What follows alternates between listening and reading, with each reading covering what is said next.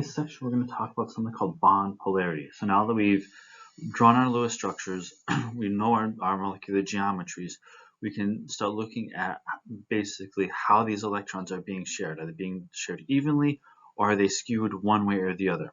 So in order to help with this, we're going to come back to our concept of electronegativity that we talked about initially at the start of the chapter. So that's going to be the key part on determining whether or not we're dealing with a polar bond, and then from there we can roll into whether or not the molecule in itself is polar, and that can give us a lot of information about how that molecule is going to behave in a given situation. So this concept of bond polarity is all about covalent bonds, and it's all about describing how those electrons are shared between the atoms on either side of the bond. So here we're just zooming in, not looking at the entire molecule yet, we're just looking at one bond. So a bond between two different atoms.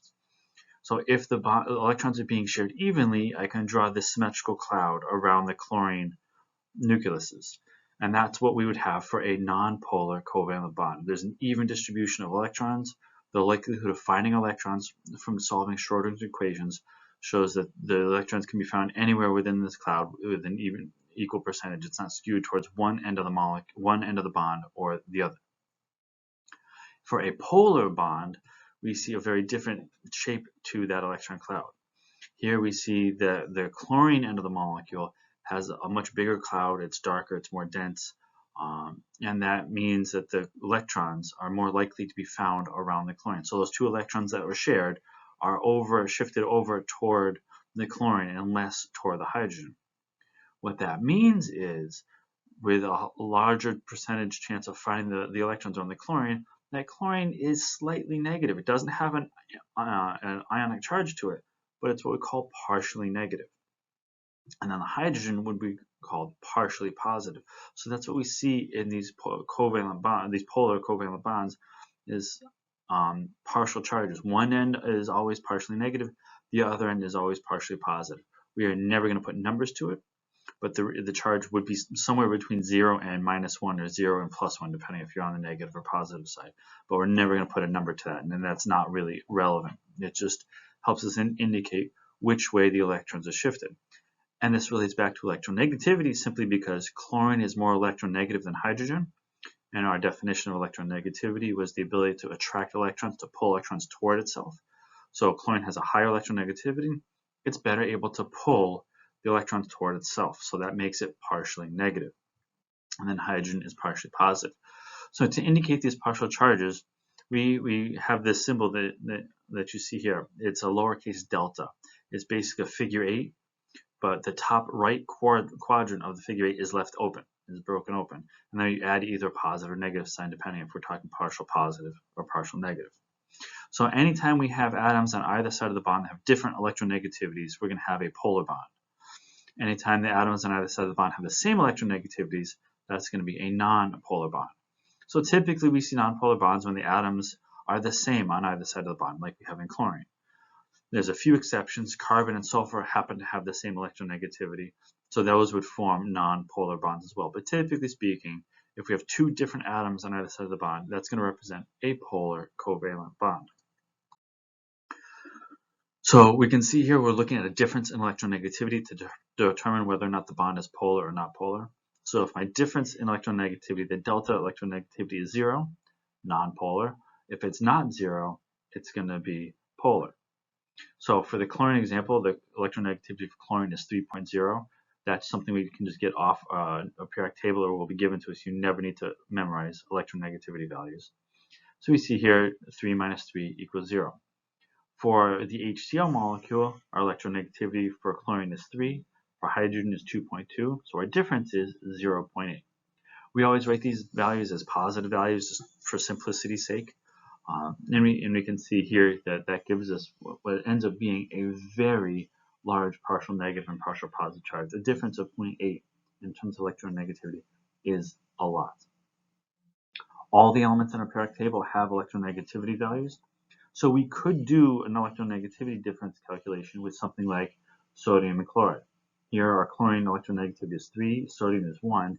Now our difference is 2. This is a huge difference. Chlorine is so much better at drawing electrons toward itself, it's able to take that electron from sodium and fully pull it away, break that attraction that electron had to the sodium, and fully steal that electron to itself, and forming an ionic compound. So when I have these large differences in electronegativity, really any difference in electronegativity of one or more is really going to indicate ionic bonds. So now we have ionic charges. Where our difference in HCl is less than 1, we don't have ions there. We don't have a formal +1, -1 set of charges. We do have some partial charges, but it's not a formal ionic bond. Okay.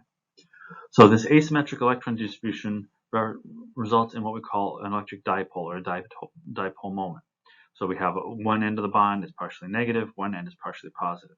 So we have two different ways we can represent this. One is with these partial charges, the lowercase delta that we talked about. Another way we can represent this is we can draw an arrow pointing toward the negative end of the bond, and then we put a plus sign at the positive end of the bond. So that's representing the direction of the dipole, or the fact that we're dealing with a polar bond, and where that negative charge is. It's where the arrow is pointing. So let's look at this. So here's a carbon dioxide. So we have two polar bonds here. The carbon and the leftmost oxygen is a polar bond. Oxygen is more electronegative than carbon, so the oxygen is partially negative, the carbon is partially positive. And the carbon and the oxygen on the right side is also a polar covalent bond for the same thing, for the exact same reasons. When I combine them together, now we're going to step back and look at the whole molecule. Now I'm going to look at both bonds together. I see that the molecule itself is nonpolar, because the partial negative on the left side of the molecule is the same as the partial negative on the right side of the molecule, and they balance each other out. You can kind of think of it as scales. Partial negative on the left, partial negative on the right, and if those partial negatives are the same, because here it's the same atoms, they're going to balance each other out.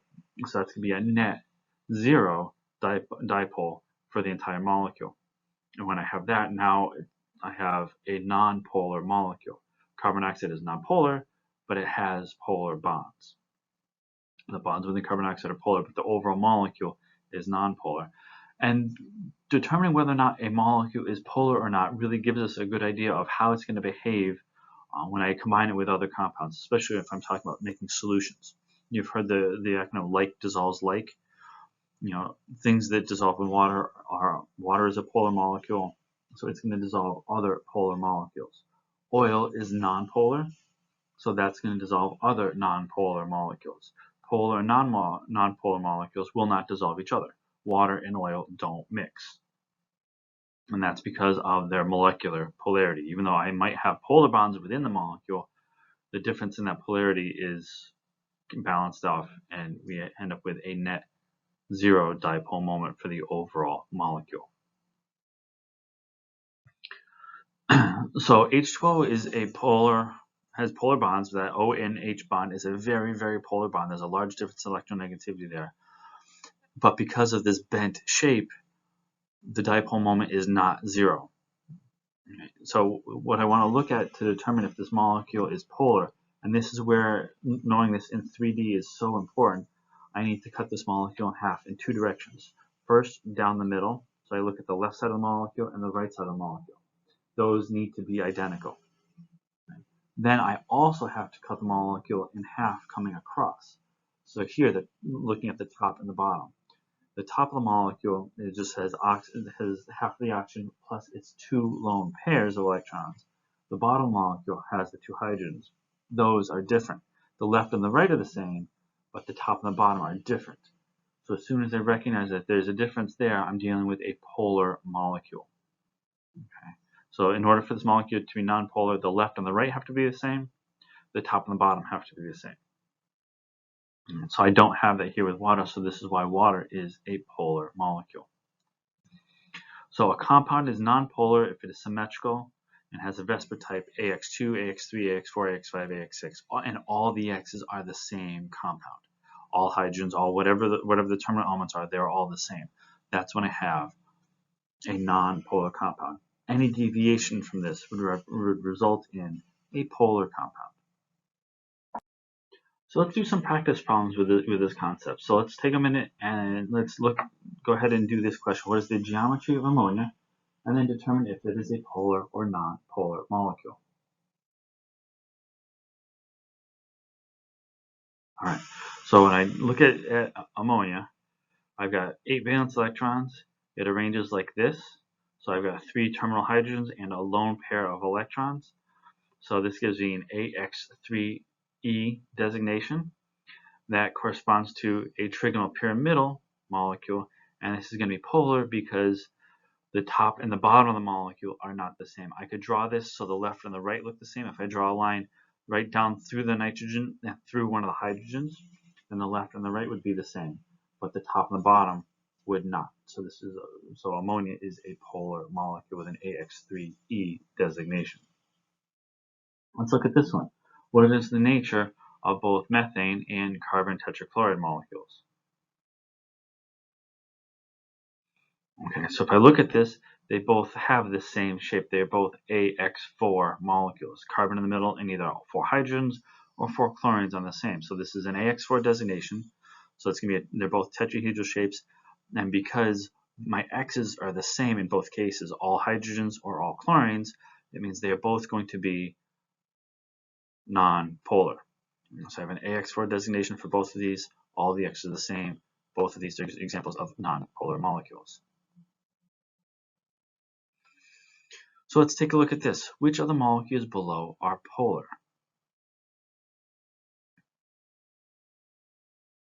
So let's look at our designations. So for option A, this is AX3, B is AX2E2, and C is AX2X2 prime.